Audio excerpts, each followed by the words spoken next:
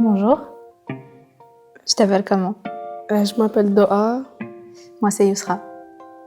T'as quel âge? J'ai 22 ans. Et toi? Moi, j'ai 12 ans. Du coup, t'es en 6e primaire. Ouais. L'année prochaine, le secondaire, t'as hâte? Ouais, ça va. Ça te fait pas peur? Ouais, parce que ce sera la même école que j'ai été déjà, alors...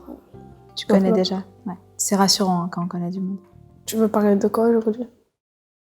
En fait, je me suis rendu compte, donc je te disais que j'avais 22 ans, et je me suis rendu compte que passer en fait la barre des 20 ans, c'était une grosse étape pour moi et ça me faisait très peur. Enfin, le jour de notre anniversaire, en général, on est plutôt heureux pour des raisons que j'ignore.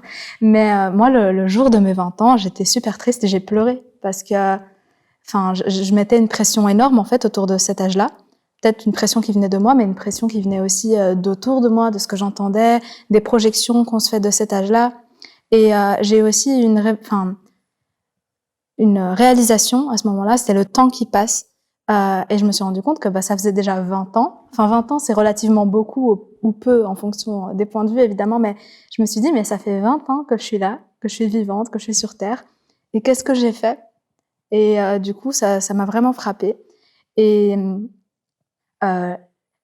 ce cadeau empoisonné, en fait, de la liberté et de faire des choix. Parce qu'il y a des moments dans nos vies où on a beaucoup de choix et on doit prendre des décisions. Et je trouve ça super dur. Tu vis pour toi, donc tu commences à penser pour toi et tu te détaches un petit peu doucement du cocon familial, de tout ce que... Enfin, tu as une éducation évidemment, mais après il y a ton éducation que tu t'apportes aussi. Tu réfléchis, tu te demandes qui je suis, vers où je vais. Il y a aussi le choix des études et quel métier on pourrait faire après à partir de ça. On a tendance à idéaliser les études et on pense que les gens sont épanouis dans leurs études, mais on se rend pas compte avant même de faire ces études à quel point c'est dur de les choisir. Et à quel point c'est dur si tôt de savoir ce qu'on veut devenir plus tard.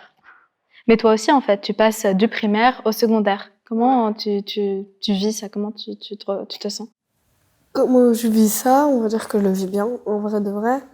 Mais la primaire, en vrai, ça va pas manquer. Parce que dans tous les cas, je pourrais aller à n'importe quel moment, quand je veux. Je pourrais aller dans mes locaux de primaire, dire bonjour à mes profs d'avant, etc. Mais voilà, quoi, c'est... En vrai de vrai, moi, ça va rien changer dans ma vie.